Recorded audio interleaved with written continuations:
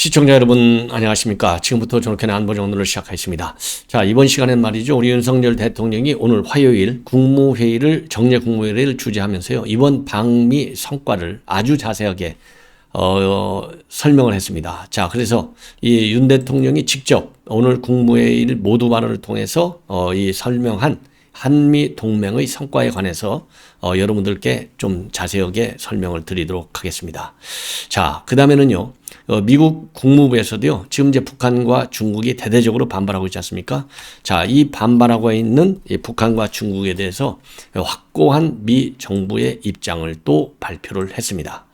자, 그리고요, 지금 이 보도를 보면은요, 윤 대통령이 오늘 우리 여당 지도부와 만찬을 할 예정으로 있고, 그리고 또 오부 요인에 대한 별도의 설명 기회 갖는 것도 검토 중에 있다. 이런 보도가 나오고 있습니다. 그리고 YTN 단독 보도를 보면은요, 검찰에서는 오늘부로 이 한상혁이를요, 지난번에 영장이 기각됐지 않습니까? 그래서 불구속 상태로 재판에 넘긴다. 이런 보도가 나오고 있고요. 그 다음에는요, 이 조선일보에서 보도하고 있는 내용인데요. 북한이 지금 내년 총선을 겨냥해서 대남 공작을 본격화하고 있다. 이런 보도가 지금 나오고 있습니다. 그리고 마지막으로 저도 여러분께 왜 이런 아주 멋진 스토리가 뒤늦게 보도가 됐느냐 하고 여러분들께 말씀드렸던 뉴저지 한국학교에서 이번에 백악관의 초대를 받아가지고요, 이 축하 공연을 했어요. 아리랑 노래를 불러가지고 본래 이게 한 40여 초짜리인데 무려 12분이나 이 바이든 대통령 내외로부터 찬사를 받으면서 앙콜 공연을 했다. 이 내용을 제가 보도해 드리면서, 야, 이거 대통령실에서 제대로 이거를 언론에 좀 알려야 될 것 아니냐. 이 워낙 바쁘다 보니까 좀 빠뜨린 것 같은데 추가적으로라도 좀 이 언론에 설명을 잘 해주는 것이 이 소프트 파워, 그렇잖아요. K컬처 이런 거를 세계적으로 이 홍보하는 데도 굉장히 도움이 되겠다 했는데요. 뭐 제 방송을 봐서 그러는 건 아니겠지만 뒤늦게지만은 이 여러 언론에서 대거 보도를 하고 있고요. 오늘 특히 조선일보가 아주 크게 이면에 전면으로 보도하고 있습니다. 그래서 이 반가운 뉴스를 또 한번 여러분께 또 보도해 드리도록 하겠습니다. 자, 먼저요, 이 국무회의에서 윤 대통령이 모두 발언을 통해서 지난 24일에서 30일까지 있었던 대통령의 국비 방미 성과를 자세하게 밝혔습니다. 무려 16분 동안 발표를 했고요. 이 모두 발언 내용은요, 생중계됐습니다. TV로 생중계됐어요. 자, 그래서 이번 정상회담의 결과와 성과는 하나의 시작일 뿐이다. 영역은 계속 확장될 것이고 양국 국민들의 기회는 더 커질 것이다. 이렇게 입장을 발표했습니다. 자, 그래서요, 이번 이제 특히 말이죠. 이번 이제 핵심이 이 워싱턴 선언이지 않습니까? 그래서 이 워싱턴 선언하고요, 나머지 이제 5개 이 기둥을 세웠다. 이렇게 얘기를 했어요. 자, 그래서 이 워싱턴 선언으로 인해서 한미 안보 동맹은 이제 핵을 기반으로 하는 새로운 패러다임으로 업그레이드 됐다. 이렇게 딱 한마디로 압축을 했고요. 그리고 이번 정상회담을 통해서 한미 동맹은 가치동맹의 주춧돌 위에 안보동맹, 산업동맹, 그 다음에는 과학기술동맹, 그리고 문화동맹, 정보동맹이라고 하는 5개의 기둥을 세웠다. 이렇게 총평을 했습니다. 자, 그래서 이들 5개 분야의 협력이 확대되고 상호 시너지를 발휘하면서 미래로 행동하는 한미 동맹이 구현될 것이다. 이렇게 입장을 밝혔어요. 그러면서 말이죠. 1950년 미국의 젊은이들은 알지 못하는 나라, 가보지도 만나지도 못한 국가와 국민의 자유를 지키기 위해서 목숨을 바쳐 대한민국을 구했고, 대한민국이 전쟁의 참혹한 상처와 폐허를 극복하고 오늘의 번영을 일구며 세계의 중심으로 우뚝 서기까지 미국은 우리를 많이 도와줬다. 이렇게 밝히고, 세계 최강 국가와 70년 동안 동맹을 맺어왔다는 것은 남다른 의미를 갖고 있다. 한미동맹 70년 역사는 그냥 주어지는 게 아니고 국가 관계에 있어서 고마운 것이 있으면 고맙다고 이야기할 줄 알아야 한다. 그러면서요, 상대의 선의의 기대는 가짜 평화가 아닌 압도적인 힘에 의한 평화로 미래 세대들이 안심하고 꿈을 키워나갈 수 있는 튼튼한 안보를 구축하겠다. 이렇게 입장을 발표했습니다. 자, 이 화면이 말이죠. 오늘 이 모두 발언을 통해서 윤 대통령이 직접 이 직접 이 방미 성과를 이 발표하는 내용인데요. 자, 이렇게 지금 윤 대통령이 직접적으로 16분, 7분에 걸쳐서 이번 정상회담의 성공을 이 구체적으로 이렇게 얘기를 한 것은요. 여러분들 잘 아시다시피 지금 야당에서는요. 빈손으로 돌아왔다. 그리고 뭐 핵 주권을 포기했다. 그 난리를 치면서 지금 비판하고 있지 않습니까? 이 비판에 대해서 윤 대통령이 직접 나서서 대국민 설명을 갖는 그런 취지에서 이 발언을 한 것이라고 이렇게 보여지고요. 그리고 첨단 과학기술 분야 요 부분에 대해서도 R&D 투자를 하게 되면은 미국이 이끌어가는 핵심 원천 기술에 우리도 함께 접근할 수 있다. 이렇게 밝히고요. 그리고 하버드하고 MIT 방문과 관련해서는요. 자유의 정신이 창의와 혁신을 통해서 첨단 과학기술을 이끌어 왔다고 밝히고 있습니다. 그리고 글로벌 영상 콘텐츠 기업들을 만난 이 상황과 맞는 것과 관련해서는요. 이 한국 시장은 전 세계 시장과 단일화하겠다. 얼마든지 투자해달라고 얘기했고 한국 사업에 장애가 되는 규제가 발견되면 전부 해소하겠다. 이렇게 약속을 했다는 점을 밝히고 있습니다. 그리고 양국 간 인적 교류 프로그램 확대와 관련해서는요. 한미 청년 특별교류 이니시티브는 이공계는 물론이고 인문사회과학 분야 청년 교류를 위해서 한미 양국이 6천만 달러의 공동기금을 설립하기로 했고 이 청년 학생들의 교류가 많아지면 이 기금은 더욱더 보강될 것이다. 그리고 마지막으로 이 한미동맹은 단순한 편의적 계약관계가 아닌 자유민주주의라고 하는 보편적 가치에 기반한 가치 동맹이고 국무위원들은 한미동맹이 청년 미래 세대에 더 큰 기회의 플랫폼이 되도록 면밀한 후속 조치를 취해달라. 이러한 입장문을 내놨습니다. 자, 그래서요, 이제 오늘 16, 7분짜리 윤 대통령의 설명으로 인해서 우리 국민 모두가 그 이념적인 그 편파성에 치우쳐가지고 한미동맹 그리고 이번에 국빈 방문 이 결과를 볼 게 아니라 실리적인 측면에서 그리고 이 한미 공동성명 그리고 워싱턴 선언이 좀 도하 언론에 다 보도됐잖아요. 그야말로 문맥 전체를 읽어보고 어떠한 어마어마한 성과를 거뒀는지를 판단해야 될 것 같다. 그래서 그 이념적 시각에서 진보 좌파적, 종북 좌파적 시각에서만 봐서는 절대 이거는 오류의 해석밖에는 나오지 않는다. 이렇게 보여집니다.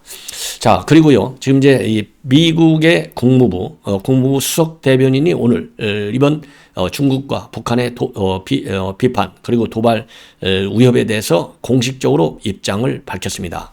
그래서 한마디로요. 이번 워싱턴 선언은요. 북한의 도발에 대응하기 위한 억제력 강화 조치였다. 이렇게 일축하고 있어요.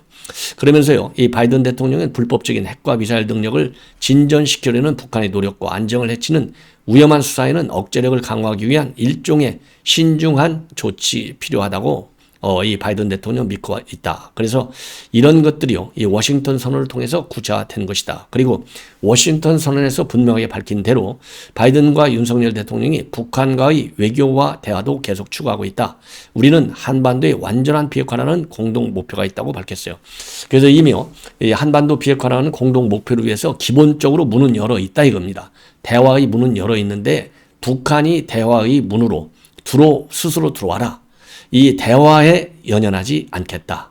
압도적인 힘을 바탕으로 해서 이 대화의 문으로 들어올 수 있도록 필요한 상조치, 즉 압박 조치는 계속된다. 이렇게 양면 투트랙 전략을 갖고 있는 것을 분명히 다시 한번 밝혔습니다. 그리고요, 이번 워싱턴 선언과 관련해서 중국의 사전 브리핑이 됐는데도 불구하고 지금 반발을 계속하고 있는데요.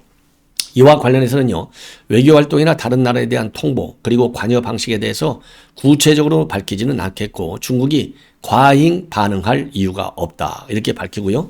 동맹국인 한국과의 관계는 뿌리가 깊고 아는 대로 지난주에 우리는 한미동맹 70주년을 축하했고 국빈 방문은 이 역사적 순간을 기념하기 위한 중요한 기회였다. 이렇게 밝히고 있습니다. 참고적으로요, 이 북한은 가장 적대적이고 침략적인 행동 의지가 반영된 극악한 대조선 적대시 정책의 집약화된 산물이라고 이제 워싱턴 선언을 비판하고 있고요. 그리고 중국 외교부도 지난 27일 날 일부러 긴장을 조성하고 위협을 과장해서는 안 된다. 이렇게 비판한 바 있습니다. 자, 그래서요, 지금 연일 계속되는 무력 시위와 압박을 통해서 지금 한미 양국은 북한의 위협에 대처하고 있는 상황이고요. 그리고 중국의 오만불순한 이러한 비판, 막무가내식 비판에 대해서는 거기에 상응하게 우리 대한민국 외교부가 적극적으로 나서서 지금 반박을 하고 있다. 그래서 문재인 정부 때와 마찬가지의 그런 굴종적 대중정책은 이제는 더 이상 중국도 기대하지 말아라. 이렇게 말씀을 드리고 싶어요. 자, 그리고 말이죠. 지금 이 여당, 지금 지도부와의 방미 성과에 대한 이 공유, 이게 이제 확실하게 우리 여당하고는요 잘 되고 있어요. 그래서 오늘 저녁 때 여당 지도부하고는 만찬을 함께 할 예정으로 있습니다. 그래서 오늘 여당 지도부와의 만찬에는요 김기현 대표하고 윤재옥 원내 대표, 그리고 이철규 사무총장하고 박대출 정책의 의장만 참석하고요. 대통령실에서는 김대기 비서실장하고 이진복 정무수석이 참여하는 걸로 되어 있습니다. 그리고요, 그 야당 지도부 초청과 관련해서는 여야가 합의가 된다면 대통령실로서는 마다할 이유가 없다. 이렇게 밝히고 있습니다. 그리고 윤 대통령은요, 김진표 국회의장, 김명수 대법원장, 유남석 헌재소장, 그리고 한덕수 총리하고 노태악 중앙선거관리위원장과 같은 5부 요인을 별도로 초청해서 방미 성과를 나누는 자리도 검토 중에 있는 것으로 알려지고 있습니다. 예. 자, 그래서요, 이번 이제 이 대통령의 그야말로 이 방미 성과가 어마어마한데, 아까도 말씀드렸지만은 이게 야당이 일방적으로 이 프레임을 짜가지고 매도하고 있는, 그야말로 대통령에 대한 모욕적 언사까지 서슴지 않고 있는 이 현실은요, 반드시 대한민국의 정상적인 외교관계의 발전을 위해서도 이번 기회에 시정되도록 우리 국민 여러분들께서 철저하게 여론조를 벌여야 되지 않나, 이렇게 생각이 들어요. 자, 이번에는요, 제가 이미 제 방송, 맨 먼저 제가 방송을 했는데요. 자, 백악관에서 본래 말이죠, 이 45초를 행사하게 돼 있는데 12분이나 공연을 하게 된 것은 바로 뉴저지 한국학교 학생 어린이 합창단이에요. 그래서 이 레이디 가가, 그 다음에는 또 이 블핑, 이런 사람들을 부르다가 이게 잘 안 됐다. 이런 그 보도들이 국빈 정상회담이 하기 전에 많이 보도가 됐지 않습니까? 그러다 보니까요, 혹시라도 이러한 그 아주 세계적인 가수들의 이 공연이 말하자면 이제 백지화 되다 보니까 대신에 이 어린이 합창단을 초대한 것이 아니냐, 이렇게 판단도 될 수가 있어요. 그래서 뉴저지 한국학교의 어린이 합창단이 백악관이에요. 지난 4월 초순에 이 교장한테 백악관 측에서 연락이 와가지고 이 합창을 공연하게 됐다고 합니다.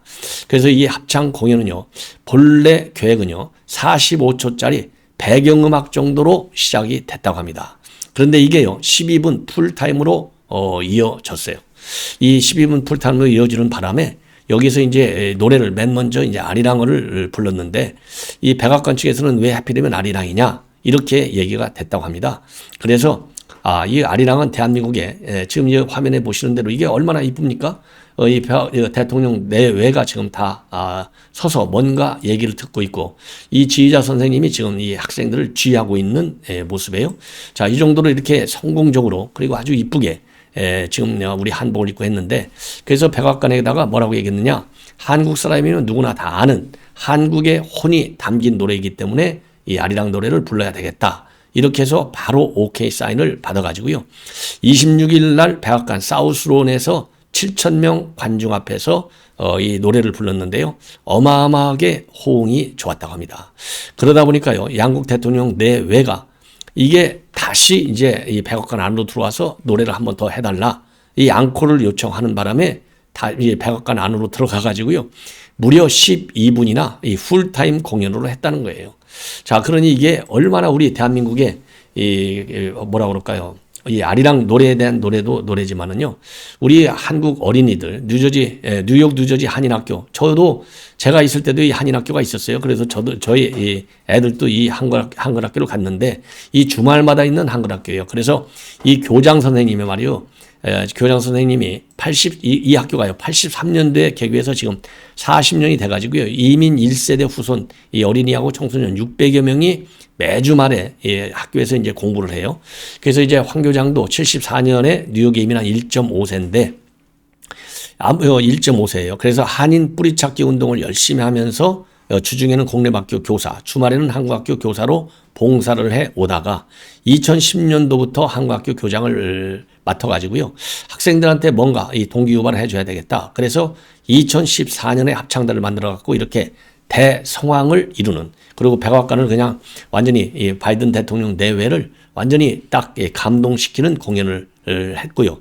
작년에는 윤석열 대통령이 유엔에 갔을 때 또 유엔에 와서 공연을 한 그런 사례가 있다고 합니다. 자, 그래서요. 지금 이제 이 학교에서는요, 제대로 좀 지휘자가 있어야 되겠다. 그래서 맨하튼 음대를 졸업한 한인 전문가를 지휘자 반주자로 모시고 지금 아주 대대적인 대회 이런 행사를 하고 있고요. 연간 한 17, 8번 정도를 소화하면서 뉴욕, 뉴저지 일대 어린이 스타로 자리 잡아가고 있다. 이런 보도가 나오고 있습니다.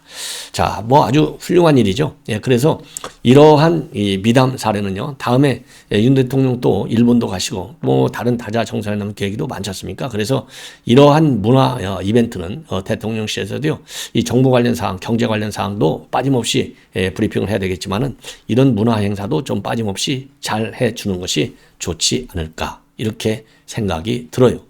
자, 이번에는 이제 정상회담과 관련해서는 이 정도로 말씀을 드리고, 자, 한상혁이가 말이죠. 드디어, 지금, 불구속 상태로 재판에 넘겨졌다고 합니다. 자, 이게 이제 한상혁이에요. 인상도 아주 뭐 별로 좋지도 않은데, 이 한상혁이가 결정적으로 이 구속 영장을 청구했는데 기각이 됐어요. 자, 그런데 오늘부로 불구속 기소 상태로 재판에 넘겨졌습니다. 그래서 위계 공무 집행 방해하고 직권남용, 허위 공문서 작성 혐의로 지금 이제 재판에 넘겨졌는데요. 바로 여러분들께서 잘 아시다시피 TV조선 조건부 통과하는 과정에서 이 고의로 감점을 했고, 그리고 한동혁 이 한상혁 방통통신위원장은 이런 거를 알면서 조작으로다가 이 조건부 통과시킨 거 알면서도 묵인한 죄가 있고요. 그리고 특정 시민단체 출신 인사를 갖다가 심사위원회 위촉하도록 한 혐의도 공소장에 적시되어 있다고 합니다. 자, 그래서요, 이런 방송, 지금 이 한상혁 같은 사람들 때문에 지금 대한민국 방송이 공정성을 상실한 방송으로 일관되고 있는 것 아니겠습니까? 자, 그래서 이러한 상황은 이제 이번 기회를 마지막으로 해서 완전히 폐지해야 될 것이 아니냐. 다시는 이러한 점수 조작 사례는 나오지 않도록 각별의 우리가 이 감시 감독 시스템을 공식적으로도 이 작동을 잘 시켜야 되겠다라고 판단이 됩니다. 자, 이번에는요, 이 조선일보에서 대대적으로 보도하고 있는 내용인데요.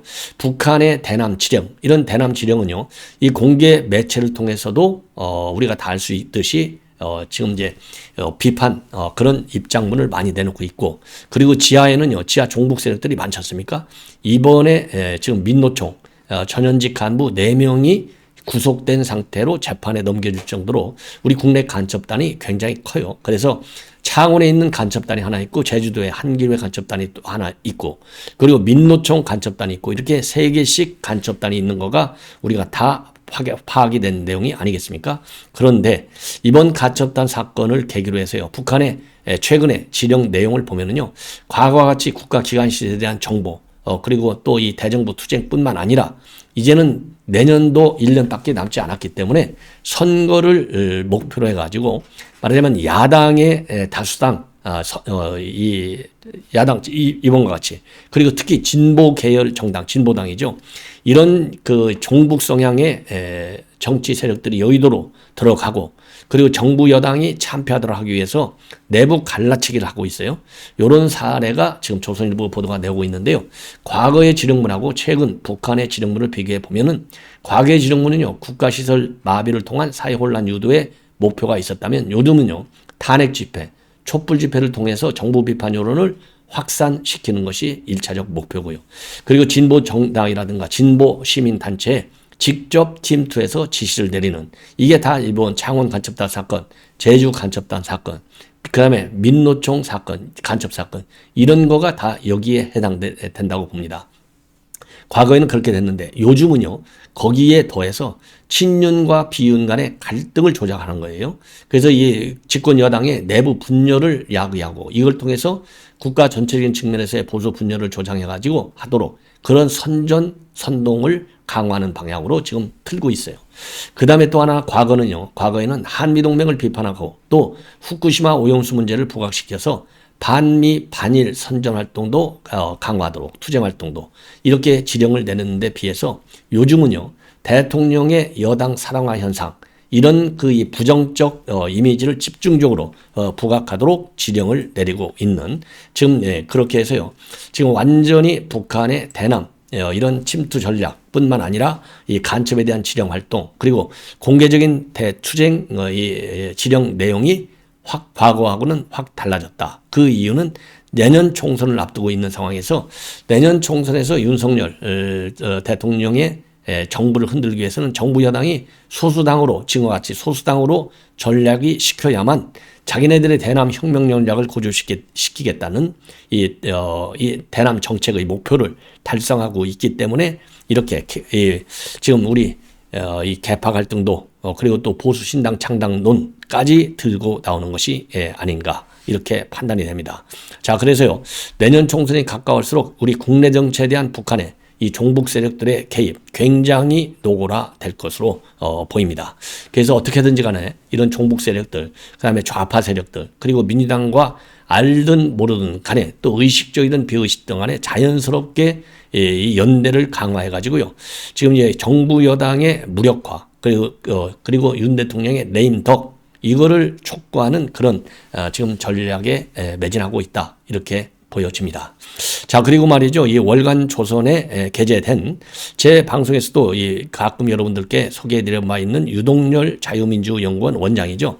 자, 지금은요, 이 간첩을 잡았는데도 불구하고 간첩죄로 처벌하기가 간첩을 잡아서 이제 간첩들이 대북 보고를 많이 하잖아요. 거기에는 국가 기밀도 많이 담겨져 있어요. 그러면 당연히 간첩죄를 적용해야 되는데 간첩죄 적용이 어렵다고 합니다. 왜 간첩죄 적용이 어렵냐?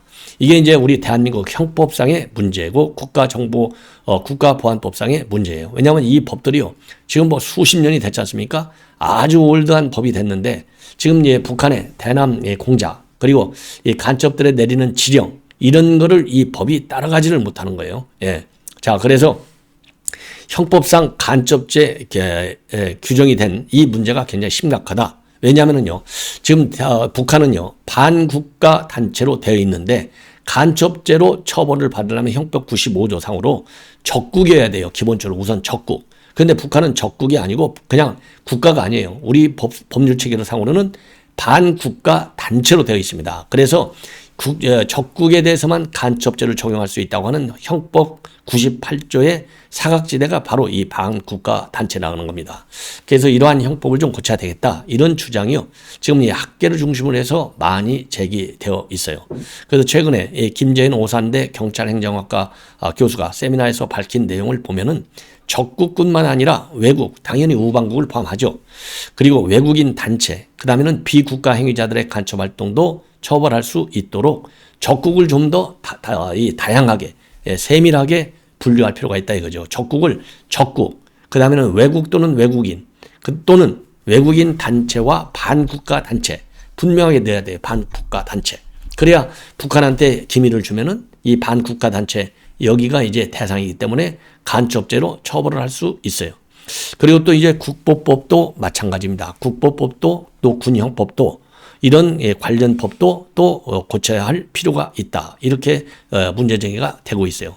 이러한 주장은 유동열 자유민주연구원 원장이 주장하고 있는 겁니다. 그래서 간첩죄 조항은요. 지금 최대 70년, 최소 32년이 경과해서 앞에서 말씀을 드린 대로 형법 98조 이게 53년도 9월 18일 날 제정이 됐는데요.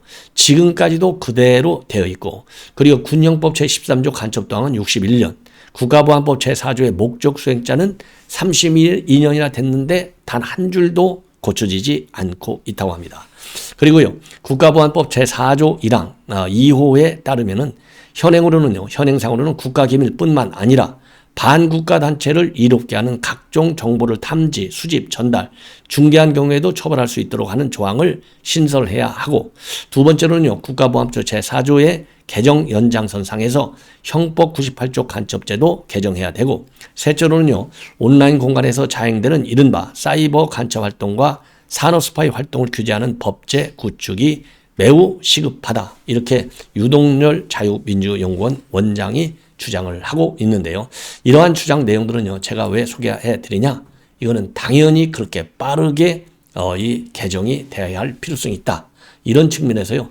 지금 왜 요즘 지금 간첩이요. 간첩의 침투 양상이 우리가 생각한 것보다도 훨씬 더 심각한 상황이 아니겠습니까? 그래서 이 심각해져 가고 있는 이 간첩들, 여기에 이제 법적으로 대응하려면 단순한 국가보안법 하나만 갖고서는 다루기가 어려운 이 법률적 함정에 빠져 있다. 이런 측면을 우리 국민 여러분께서 아셔야 될 것이 아닌가 해서 자세하게 말씀을 드렸습니다. 시청자 여러분, 이것으로 본 방송을 마치고요. 오찬 후에 또 여러분들을 찾아뵙도록 하겠습니다. 많은 시청 부탁드립니다. 대단히 고맙습니다.